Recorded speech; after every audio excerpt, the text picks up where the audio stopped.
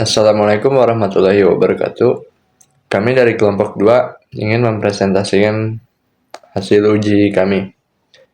Sebelumnya perkenalkan, saya Bagus Paramana Putra dengan NIM 642200031 dan ada Angga Wahyu Masaputra dengan NIM 642200032. Ada Ika Marliana Putri NIM 642200067. Ada Ditya Ramadan dengan NIM 642200095 dan ada Desti Anggrahini Prayitno dengan NIM 642200174. Di sini saya akan menjelaskan latar belakang. Di era digital seperti sekarang, TikTok berkembang pesat bukan hanya sebagai hiburan, tetapi juga sebagai platform e-commerce. TikTok Shop memungkinkan brand untuk menjual produk secara langsung melalui konten. Generasi Z adalah pengguna terbesar TikTok di Indonesia. Mereka sangat cepat merespon tren video pendek dan live streaming. Salah satu brand lokal yang berhasil menangkap peluang ini yaitu Erigo. Melihat strategi Erigo, kita tertarik untuk meneliti apakah brand image yang dibangun melalui TikTok Shop dan pengalaman berbelanja customer experience di platform tersebut mempengaruhi keputusan pembeli produk. Berdasarkan latar belakang, merumuskan 3 pertanyaan utama. Yang pertama, apakah brand image berpengaruh terhadap keputusan pembelian produk Erigo? Yang kedua, apakah customer experience berpengaruh terhadap keputusan pembelian? Dan yang ketiga, apakah brand image dan customer experience berpengaruh secara simultan? Selanjutnya itu slide 3 atau tujuan penelitian. Tujuan penelitian ini adalah yang pertama, menganalisis pengaruh brand image terhadap keputusan pembelian, yang kedua, menganalisis customer experience terhadap keputusan pembelian, dan yang ketiga, menganalisis pengaruh keduanya secara bersamaan simultan terhadap keputusan pembelian Gen Z di Depok. Brand image. Untuk variabel pertama, itu brand image, kita menggunakan teori Kotler 2009 yang menyatakan bahwa brand image adalah persepsi konsumen terhadap suatu merek yang terbentuk dari pengalaman, informasi, asosiasi yang mereka miliki terhadap merek tersebut. Ada 3 indikator yang dipakai. Yang pertama ada kekuatan, strength, yaitu mengukur seberapa kuat konsumen mengingat dan mengenali merek Erigo di antara banyak brand fashion lokal. Kedua, keuntungan asosiasi, favorability. Ini melihat apakah konsumen merasa bahwa Erigo memberikan manfaat atau sesuai dengan ekspektasi mereka, baik dari segi gaya, kualitas, maupun harga. 3, keunikan atau uniqueness, yaitu menunjukkan apa yang membuat Erigo berbeda dari pesaingnya, misalnya mungkin karena desain yang lebih trendy atau sering tampil di campaign internasional. Ketiga indikator ini penting karena dalam bentuk konsep TikTok Shop, daya tarik visual dan kekuatan narasi brand sangat mempengaruhi persepsi konsumen sebelum mereka membeli. Selanjutnya saya akan menjelaskan tentang customer experience.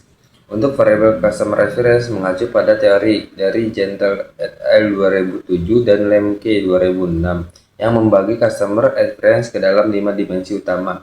Yang pertama, itu ada fungsional quality untuk mengukur apakah belanja di TikTok Shop itu mudah, cepat, dan efisien. Dan yang kedua, yaitu interaction quality, yaitu untuk menilai kenyamanan konsumen saat berinteraksi seperti live streaming, chat reseller, dan proses checkout. Dan yang ketiga yaitu emotional quality, yaitu apakah konsumen excited, puas, dan atau justru kecewa. Emosi ini bisa sangat mempengaruhi keputusan pembelian ulang.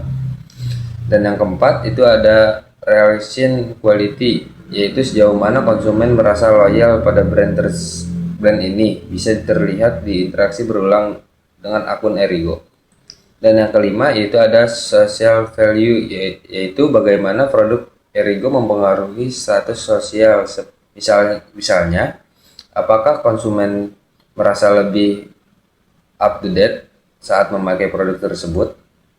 Karena TikTok Shop tidak hanya menjual produk, tapi juga menjual pengalaman melalui live streaming, konten visual. Jadi pengalaman menyeluruh dari awal sampai akhir menjadi kunci untuk mempengaruhi pembelian. Di sini saya akan membacakan slide keputusan pembelian. Untuk variabel keputusan pembelian mengacu pada teori Kotler dan Keller 2012 yang menjelaskan bahwa keputusan pembelian bukan terjadi secara tiba-tiba tapi melalui 5 tahapan proses. Yang pertama, pengenalan masalah, yaitu konsumen menyadari bahwa mereka butuh baju baru. Misalnya, pencarian informasi, yaitu mereka mulai melihat konten TikTok termasuk iklan atau video live dari Erigo. Yang ketiga, evaluasi alternatif, yaitu membandingkan Erigo dengan merek lain yang juga tampil di TikTok. 4. Keputusan pembelian, yaitu akhirnya mereka membeli produk Erigo. Yang terakhir, perilaku pasca pembelian, yaitu apakah mereka puas lalu merekomendasikan atau membeli ulang. Tahapan ini penting karena dapat mengukur tidak hanya keputusan beli tapi juga loyalitas. Selanjutnya, metode penelitian. Penelitian ini menggunakan pendekatan kuantitatif karena penelitian ini ingin mengukur hubungan antara variabel secara statistik, dan pendekatan ini sesuai untuk menguji pengaruh variabel independen dan terhadap variabel dependen. Jenis data yang digunakan adalah data primer yang dikumpulkan langsung dari responden menggunakan kuesioner yang dibuat berdasarkan indikator dari teori masing-masing variabel.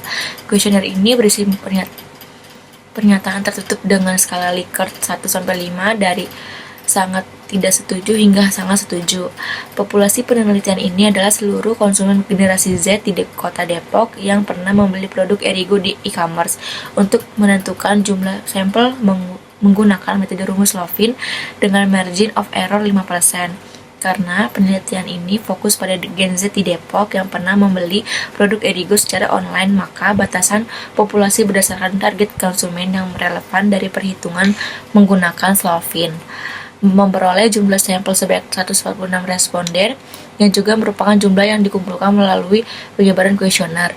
Adapun kriteria responden yang ditetapkan dalam penelitian ini adalah: yang pertama, pernah membeli produk Erigo melalui e-commerce; yang kedua, berusia antara 18 hingga 25 tahun; yang ketiga, berdomisili di kota Depok.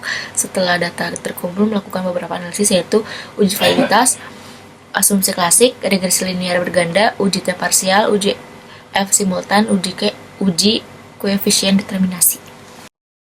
Uji validitas. Uji validitas dilakukan untuk memastikan bahwa setiap pertanyaan dalam kuesioner benar-benar mampu mengukur apa yang seharusnya diukur. Di sini pakai korelasi person dan dianggap valid kalau R hitung lebih dari 0,3. Hasil dari uji coba terhadap 30 responden, semua item, brand image, customer experience, keputusan pembelian, nilai korelasi di atas 0,3. Bahkan ada yang di atas 0,6. Ini artinya seluruh pernyataan dapat digunakan untuk penelitian ini.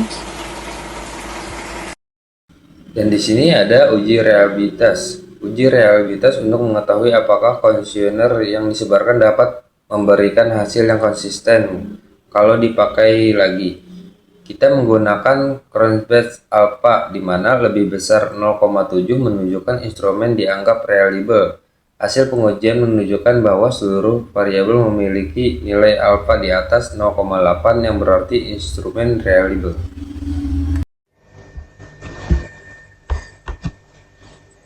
Lanjut, di sini ada uji normalitas. Uji normalitas dilakukan untuk mengetahui apakah distribusi data residual dari model regresi bersifat normal.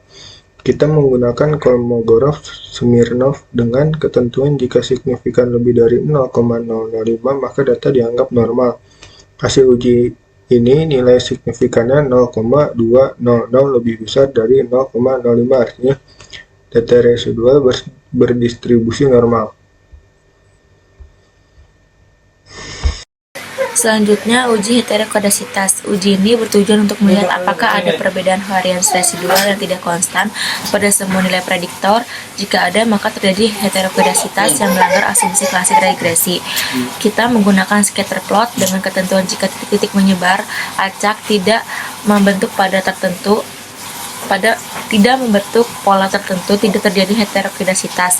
Hasil pengujiannya grafik menunjukkan pola titik penyebar acak dan simetris di atas bawah sumbu X, artinya tidak terjadi heterogenesitas. Uji T. Uji T ini digunakan untuk melihat pengaruh masing-masing variabel bebas secara terpisah terhadap keputusan pembelian.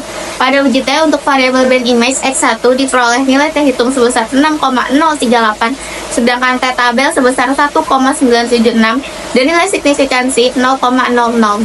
Karena nilai T hitung lebih besar dari T tabel dan nilai signifikansi lebih dari 0,05, maka H0 ditolak, H1 diterima. Artinya, brand image berpengaruh secara signifikan terhadap keputusan pembelian.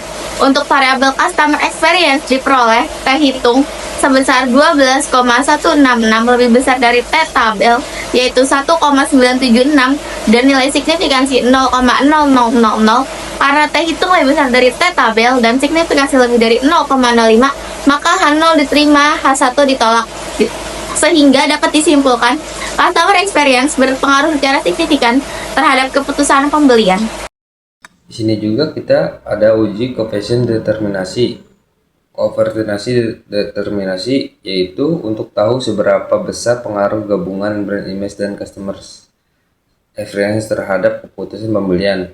Kita menggunakan adjusted R-square karena jumlah variabel lebih dari satu. Hasil nilai adjusted R-square adalah 0,741, ini artinya 74,1%. Dari keputusan pembelian bisa dijelaskan oleh dua variabel tersebut, sisanya sekitar 25,9%. Kemungkinan dipengaruhi oleh variabel lain yang tidak diteliti, misalnya harga, diskon, dan sebagainya. Selanjutnya ada uji koefisien determinasi parsial. Uji koefisien determinasi parsial digunakan untuk mengetahui seberapa besar pengaruh masing-masing variabel independen secara terpisah terhadap keputusan pembelian. Koefisien determinasi dihitung dengan cara R kuadrat sama dengan T kuadrat dibagi T R kuadrat tambah DF dengan T adalah nilai hitung dari masing-masing variabel dan DF adalah derajat kebebasan, yaitu N dikurang K. Pada penelitian ini N sama dengan sampelnya 135, jumlah variabel bebasnya 2, sehingga DF dikurang N dikurang K, 135 dikurang 3 sama dengan 132. Untuk variabel brand image nilai T hitung sama dengan 6,038. Jika dimasukkan rumus diperoleh 0,2164 atau 21,64%, artinya sebesar 21,64%. Variasi dalam keputusan pembelian dapat dijelaskan secara parsial oleh variabel brand image, sementara customer experience nilai T hitung 12,166, maka hasil perhitungannya adalah 0,5285 atau 52,85%. Jadi, dari keputusan pembelian dapat dijelaskan secara parsial oleh customer experience. Berdasarkan hasil ini dapat disimpulkan bahwa kedua variabel berpengaruh signifikan secara parsial. Customer experience memiliki kontribusi yang jauh lebih besar dibandingkan brand image dalam menjelaskan keputusan pembelian. Kesimpulan, berdasarkan semua hasil uji dapat disimpulkan bahwa yang pertama, brand image berpengaruh secara signifikan terhadap keputusan pembelian. Kedua, customer experience juga berpengaruh secara signifikan, bahkan lebih dominan. Ketiga, kedua variabel secara simultan mempengaruhi keputusan pembelian dengan kontribusi sebesar 74,1%. Ini menunjukkan bahwa dalam konteks e-commerce seperti TikTok Shop, pengalaman konsumen saat berinteraksi melihat live hingga check out sangat mempengaruhi mereka apakah membeli atau tidak, lebih dari sekedar persepsi merek.